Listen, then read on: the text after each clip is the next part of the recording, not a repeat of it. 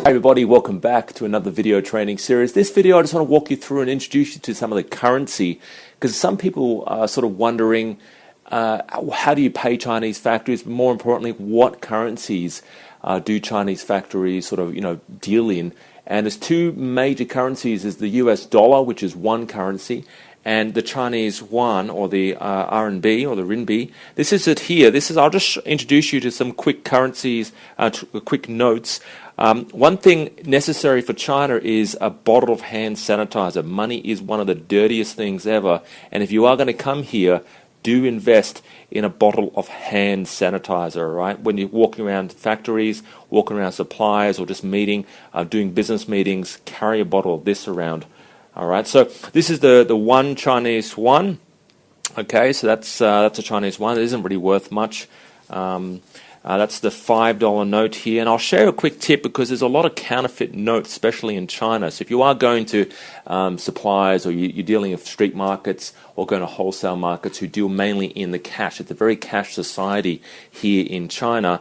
They do counterfeit notes here, and it's very common here. So whenever you hand over money, similar to the US, they always scan, always look at it and look for defects or imperfections. So I'll tell you shortly how to go about finding some of the imperfections. But this is a 10 yuan note, okay, a 10 yuan note, and then we've got a 50 here. I don't think I've got any 20s on me.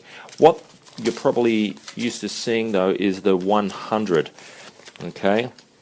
The 100 yuan note right there, and this is one. It's about $18, $19 Australian. It will be worth about $20 US, I would estimate. But you would mainly, when you are dealing with Chinese factories, or if you're in wholesale markets, usually you pay cash. And a lot of people have problems bringing in cash into the country because you're limited to $10,000. So what you do then is you can either write up a check, or a smart thing to do, which I've mentioned in a previous video, is you contact a specialist when it comes to foreign exchange. You can actually hire, and we've got heaps of contacts, we've built up contacts over the last 2 to 3 years on foreign exchange people who take 0.05%, not 3% what the bank usually charges you, 0.05%. These are the special rates that we've negotiated just for our clients. So if you are wanting to actually pay cash to a lot of wholesale markets, or even suppliers here in China, let us know.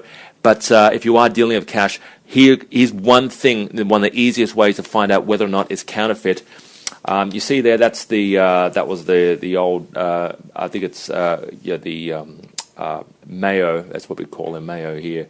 He founded the people's revolution, and on his collar, if you just zoom in closely there, his collar is kind of, you might not be able to see it, but if you're here to touch it, you can run, it's smooth right here, but as you go across the collar, there's a slight abrasive surface right there. So you can actually figure out, if this was a counterfeit note, it would all be smooth, but just over the collar, you'll feel that it's rough surface just around this collar region, and this is one of the easiest and fastest ways to find out whether or not it's a counterfeit note. And so whenever you go to wholesale markets or the street markets, make sure that when you get money back, because sometimes they give you a lot of counterfeit notes back, you run your finger over that. All right, so this is just one quick tip on figuring out in terms of whether it's counterfeit notes, but also when you do come to China, be prepared to pay either in US dollars or the local currency, Chinese yuan, and it largely depends on the product you plan on importing.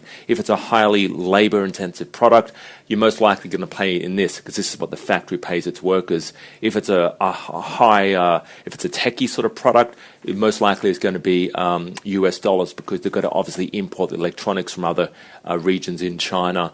Or if it's a steel product or something bigger like steel, they've got to import that from different countries, perhaps even Australia or India, so they're going to be paying in US dollars. So, but if it's a highly intensive labor product, which is really where you want to start off if you're a beginner importer, be prepared to pay in the Chinese yuan. All right, so I hope you enjoyed this video, and I'll talk to you real soon.